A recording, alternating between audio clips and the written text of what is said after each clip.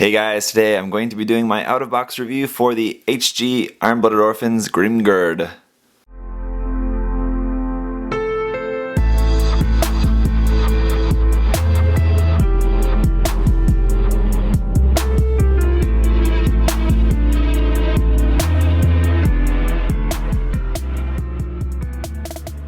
So I gotta say, and I think a lot of people would agree, that this is definitely one of the coolest mobile suits that we've got out of the series so far.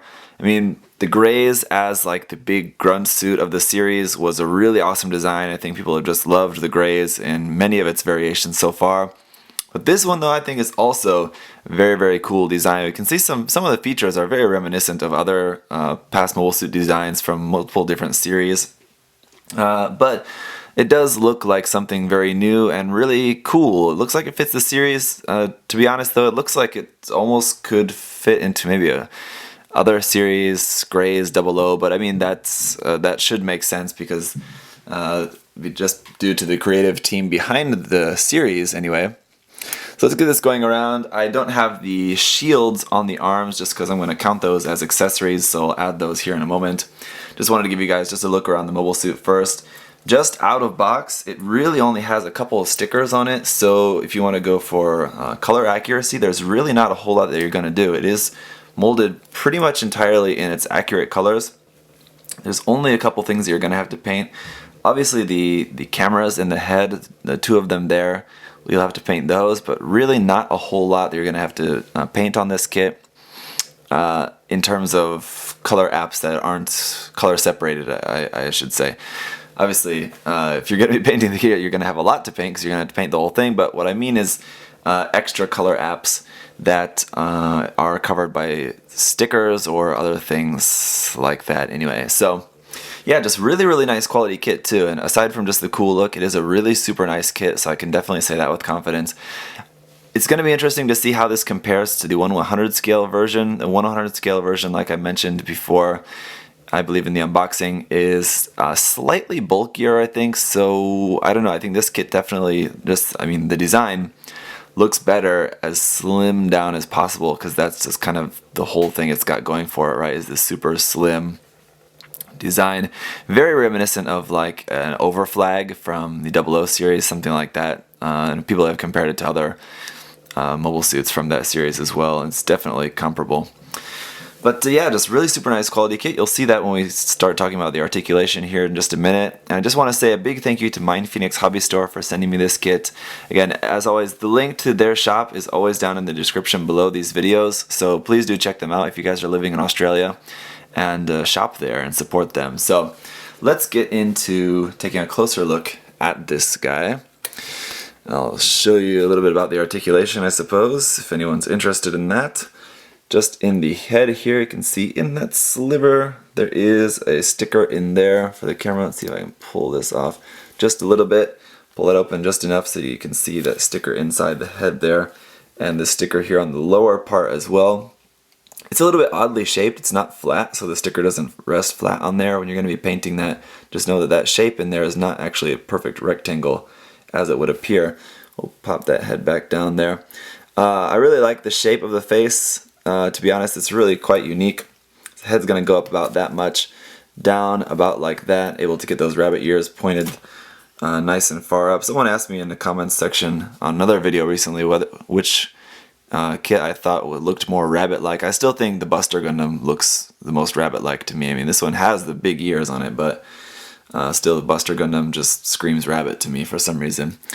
So then we've got some really nice movement here in the waist. You can see you're getting a really far bend up all the way to there and down all the way there like that. So super nice bend there.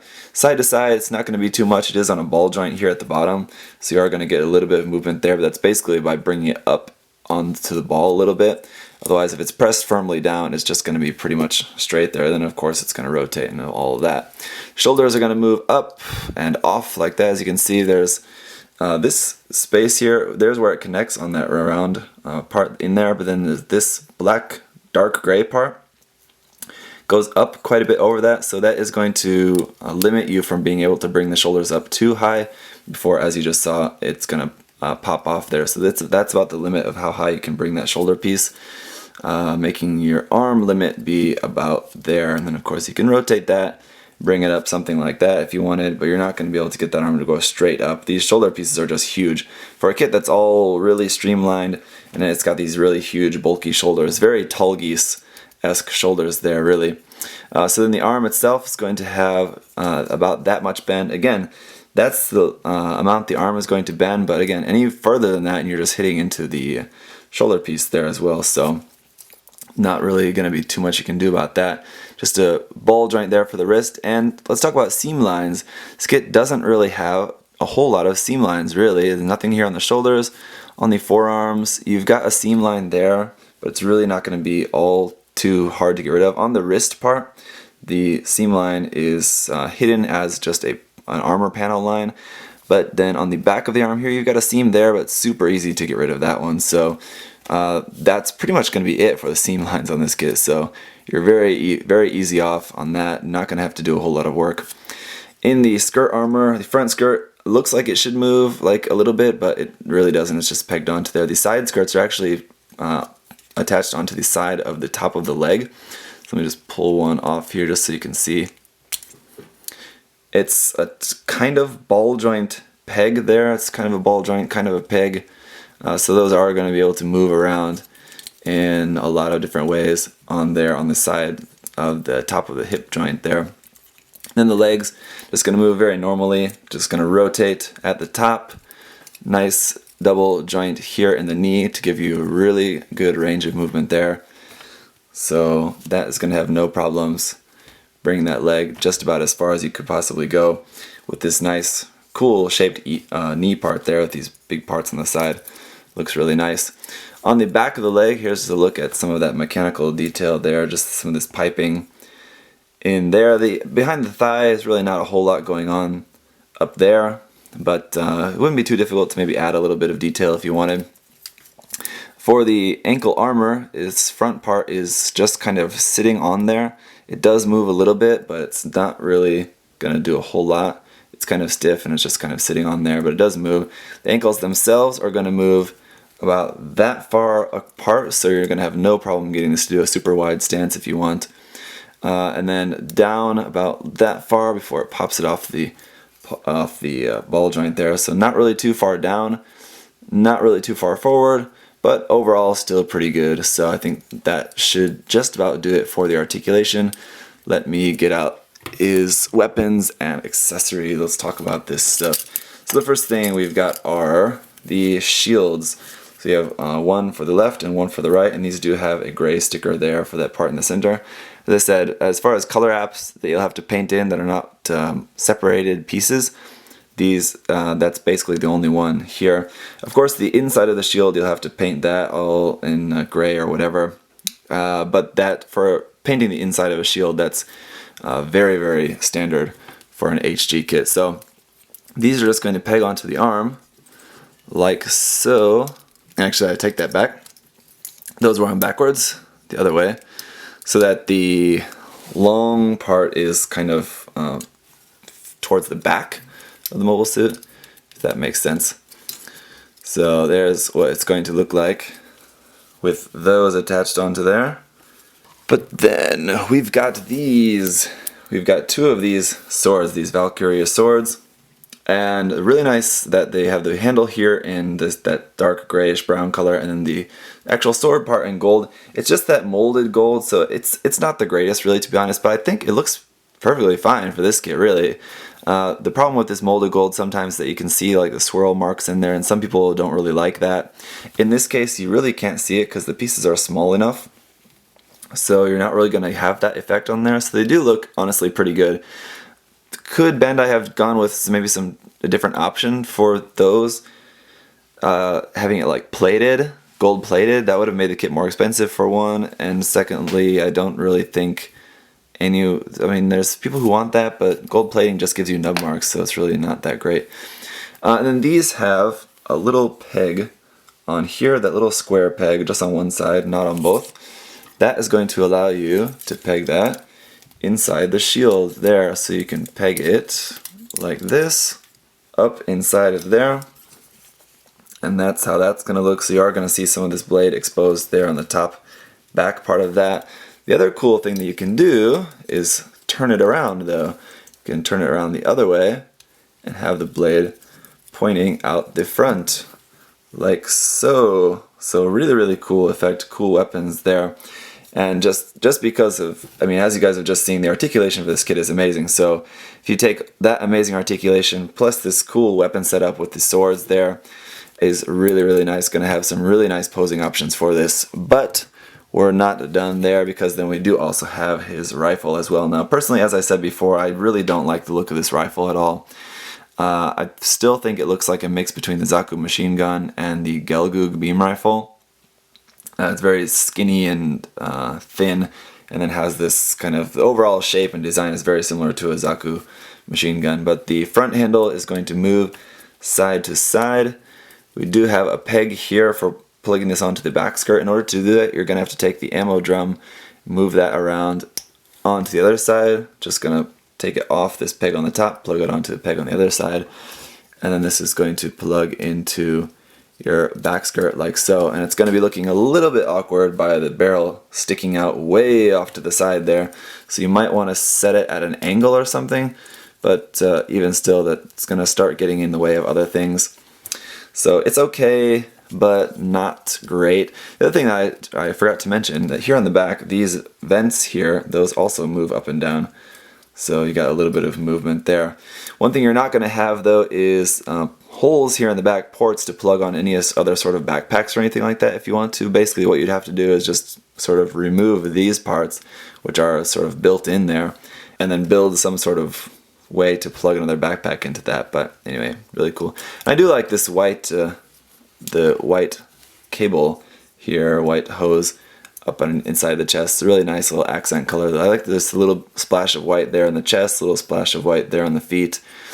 Gives it some just nice little color highlights there. So to hold this, obviously you're not going to have any problems holding this.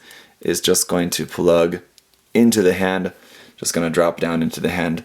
As usual with other Iron-Blooded Orphans kits, we don't have any other options for hands, only the holding hands. For this kit especially, it really would have been nice to have at least one open hand, but sadly we do not. So that long back of the rifle is not really going to be too much of a problem.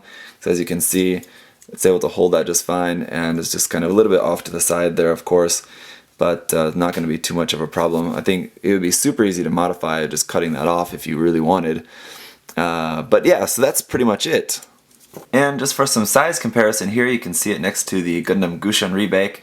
Despite it being the Grimgerde, that is, despite the Grimgerde being a very slim design, you can see it's definitely not going to look small compared to a Gundam that's really quite bulky there. You can see with the Gushan Remake's big backpack and shield and just all that kind of slightly more bulkier Gundam design compared to the Barbatos anyway. But even still, the Grimgerde is not looking small by any means, so just because it's thin, I mean, don't be worried thinking you're getting a kit that's going to be just kind of small and disappointing. It's still a good size, really normal size HG. It's not small by any means. And I gotta tell you guys, just after working with posing this kit just a little bit, I can tell you I don't think I've had such a pleasant and enjoyable experience of just being able to simply and very effectively pose a kit since maybe the RX-78 2 HG Revive kit. The Barbatos is really good, I gotta say, but I mean, it still was not quite as fluid in just the posing process as the Revive Gundam. This one, I gotta say, though, is also really, really nice. So, I mean, just posing is just so simple. This literally took me like 2 seconds to get into this pose. You just works super well and looks really great. So that's definitely big points in my book. Now, also just have to say, as I referred back to the manual, someone may have pointed this out in the comments already, but when I was connecting the rifle to the back skirt before, I was connecting it the wrong way. You are supposed to connect it upside down like that, how it looks there. That's how it shows how it's supposed to be connected in the manual anyway, and in the photography that's included in the manual. But that is not going to change the fact of how much it sticks off to the side, which was my main point, main complaint kind of about that connecting the rifle to the back skirt. Not really much of a complaint when there's really no way around it, just sort of pointing that out, I guess. So with that, I'm going to wrap up my review of the HG Grimgerde. I think if you guys couldn't tell, I'm going to give this an overwhelming positive response. Definitely go and pick up this kit if you like the look of it. The one thing that I will mention though is that, just one last thing I suppose here, is that there's a few parts that in the manual show that they're supposed to be purple. The shins, the back of the feet, and the upper arms are supposed to be in like more of a purplish color.